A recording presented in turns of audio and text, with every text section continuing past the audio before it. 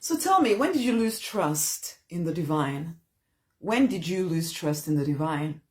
Hey, I'm Rosemary Nonny. I am the Prosperity Minister. I help you regain the confidence to prosper. I help you leave behind the pain and the sad stories, the limiting beliefs of the past, and rise victorious in your true design. Your true design life is one of freedom, of fulfillment. It's a financially abundant life, and it is a love-drenched life if you are willing to claim it.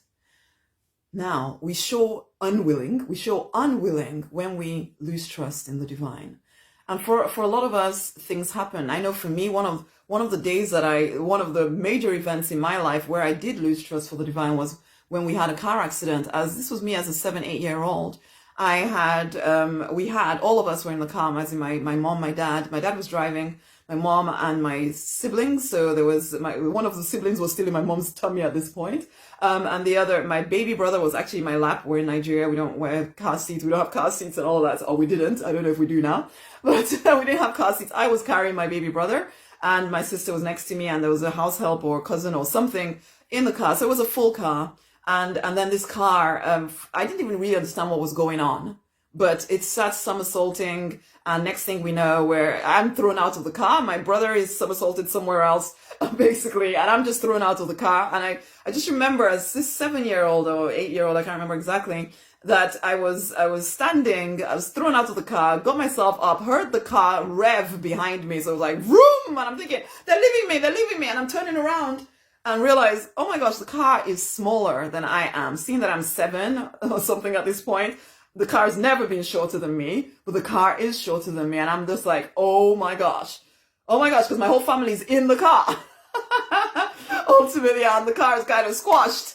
And anyway, so that was an interesting moment. But the thing, and I only realized this a few years ago, the thing that really spoke to me at that point was, I was told, because my father actually was the only one whose spinal cord broke in the whole accident. He was the only one that ended up paralyzed from his neck down forever, whereas the rest of us came out of the car fine. And I was told, or people whispered, I don't know if I was told, but people whispered and I heard it, that, people had done some kind of black magic against him, some kind of juju against him. That's what we call it, juju, okay? And because he was quite successful, because he was a rising star in his company, and he was like second to the main managing director in this company that he worked for, a pharmaceutical firm.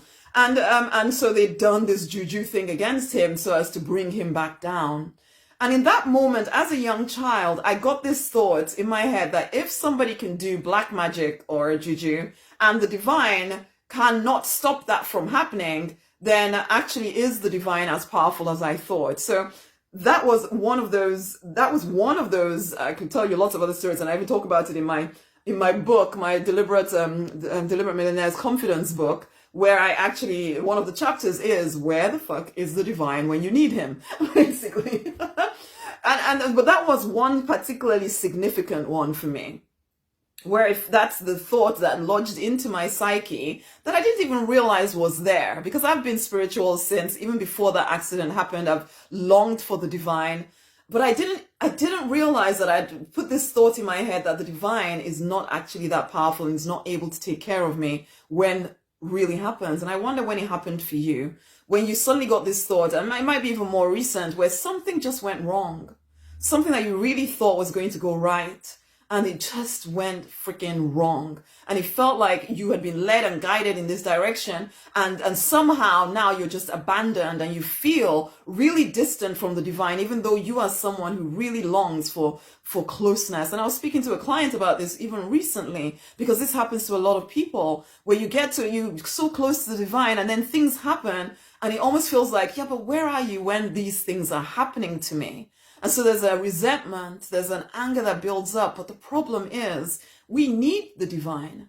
We are created to be one with the divine, to do life in conjunction with the divine, to create with the divine, not as subservient slaves or anything like that. No, we're created, we're whole when we're connected to the divine. It's like an electric car trying to operate without plugging into source. At some point, you're going to run out of steam. So if you are walking around with these feelings of abandonment, these feelings of being alone against the world, it's going to be really hard to prosper. It's going to be very hard to prosper. You might maybe find some areas of your life that work because you're just kind of automatically just doing certain things. But for the most part, there's going to be this feeling of, I can't quite get past this certain level. It needs to be healed. It needs to be healed. I can't, each individual story, I can generally tend to, when I'm speaking to clients, when I'm speaking to people, I can tend to tell where is the issue, because I know the divine is very steady, very constant. It doesn't always feel that way though. And I get that. But that's because we need healing to then start to see and understand what is actually happening in the unseen realm. You need to heal that for your sake.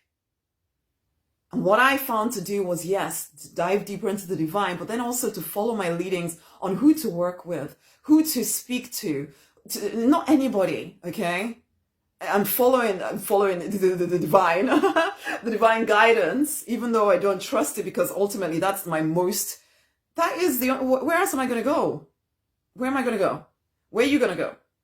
If you don't trust the divine, the creator of all, you're kind of doomed. Because how can you trust anybody else? So for me, I know, because there were times when I've had to say to the divine that I have no idea why this is happening, but I know that I need you. I know that I can't actually navigate life without access to your guidance. So tell me what I'm supposed to do next.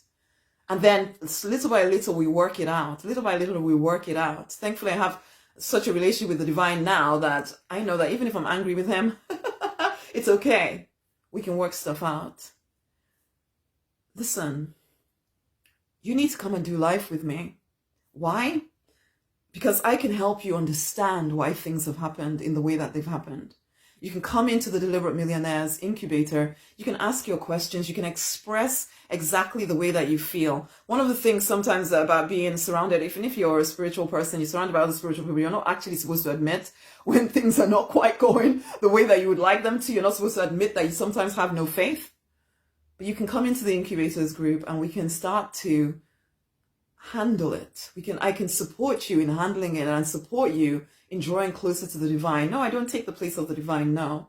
But I know that for some of you, you're actually being led to work with me in some way. And for you, so it's you that I'm speaking to. Follow the prompting, follow the nudges, don't delay. You need to heal these pains, these limiting beliefs. This stuff needs to heal. There is another way to look at it. There is another way that is more empowering to you to look at it without you trying to force yourself into a, yes, I'm full of faith kind of box. No, really actually going through the pain of what is going, but then coming out the other side, not just staying in it forever. No, there is another way, but you have to be willing to come find that way.